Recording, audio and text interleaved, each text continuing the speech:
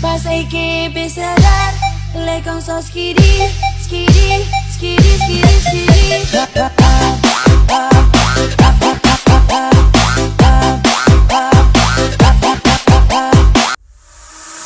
Assalamualaikum warahmatullahi wabarakatuh. Perkenalkan, nama saya Ersa Amelia Fitriani. Saya dari kelas 12 TKJ. Di sini saya dan teman-teman saya ingin menjelaskan materi tentang hukuman yang masih rendah bagi para koruptor. Dan video ini dibuat untuk memenuhi tugas PKN. Korupsi merupakan kejahatan yang luar biasa karena melanggar hak ekonomi dan hak sosial masyarakat. Itulah sebabnya penanganan masalah ini pun harus luar biasa agar membuat para pelaku itu jera dan masyarakat mendapatkan rasa keadilan. Aparat penegak hukum, baik itu penyidik, jaksa penuntut umum maupun hakim, semestinya menangani kasus korupsi ini sampai tuntas. Kenyataan selama ini menunjukkan bahwa vonis terhadap terpidana kasus korupsi masih jauh dari rasa keadilan masyarakat. Ngomongin soal koruptor diklasifikasikan menjadi 5 macam. Yang pertama, koruptor kelas gurem, kurang dari 10 juta, koruptor kelas kecil dari 10 juta sampai 99 juta, koruptor kelas sedang dari 100 juta sampai 999 juta, koruptor kelas besar 1 sampai 24,99 miliar, dan ini nih koruptor kelas kakap 25 miliar lebih. Menariknya, intensitas hukuman yang diberikan kepada para koruptor kelas kakap ini lebih rendah daripada koruptor kelas gurem. Bahkan harga konsan, korupsi yang berakibat kerugian negara Rp 68 triliun hanya mendapatkan hukuman finansial 700 miliar atau 1,03% dari nilai yang korupsi. Menurut Indonesian Corruption Watch atau yang disingkat ICW, tren hukuman ringan ini mungkin terjadi karena Undang-Undang Tindak Pidana Korupsi menggunakan pidana minimum. Hakim cenderung menjatuhkan hukuman minimum yang terdapat pada Pasal 2 dan Pasal 3 Undang-Undang Tipikor. Hukuman minimal Pasal 2 Undang-Undang Tipikor adalah 4 tahun dan Pasal 3 Undang-Undang Tipikor adalah 1 tahun penjara. Masih menurut ICW, setidaknya terdapat 7 penyebab yang menyebabkan koruptor tidak merasa jera. Penyebabnya diantaranya 1. Vonis tindak pidana yang terlalu ringan.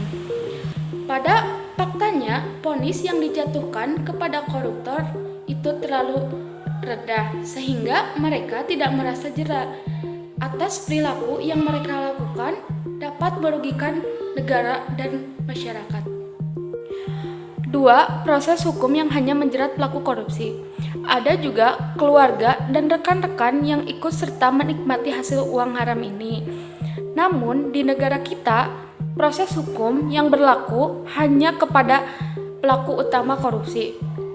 Sedangkan keluarga dan rekan-rekan yang ikut menikmati bisa secara dengan bebas dan leluasa.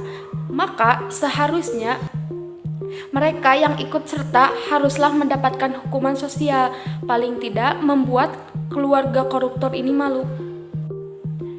3. Hukuman hanya berupa penjara.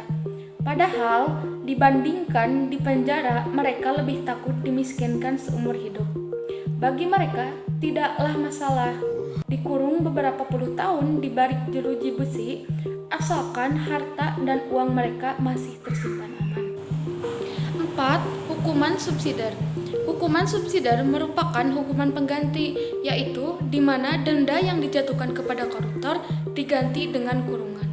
Lagi-lagi hal ini merupakan bahwa sebenarnya mereka lebih takut kehilangan hartanya daripada harus menekam di dalam penjara.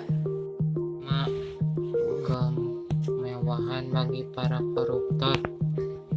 Para koruptor kelas kakap bahkan dapat memiliki sel yang mewah layaknya Hotel Bintang 5 sebagaimana tindak pidana korupsi dalam peraturan perundang-undangan. 6. Koruptor masih bisa nyelang di mana para mantan koruptor diperbolehkan untuk mencalonkan diri menjadi calon legislatif. Tentu saja hal ini menjadi sebuah peristiwa yang cukup membuat kita miris, di mana seorang mantan koruptor masih dengan percaya dirinya menjadi calon wakil rakyat. Mungkin mereka lupa bahwa mereka yang terlebih dahulu mengkhianati kepercayaan rakyat dan kini mereka meminta kembali untuk dipercaya menjadi wakil rakyat. 7. Koruptor tidak dikenai penahanan dan pencelakan. Dalam hukum yang berlaku bagi koruptor dapat tidak dikenai tindakan penahanan dan pencelaan, sehingga tentunya hal ini membuka peluang bagi mereka yang kabur ke luar negeri. Jika sudah terjadi demikian, maka siapa yang mau disalahkan? Itulah tadi hukum yang masih rendah bagi koruptor. Pembahasan dan solusinya semoga bermanfaat. Mungkin itu saja yang dapat disampaikan, kurang lebihnya mohon maaf. Wabillahi taufiq wal hidayah. Wassalamualaikum warahmatullahi wabarakatuh.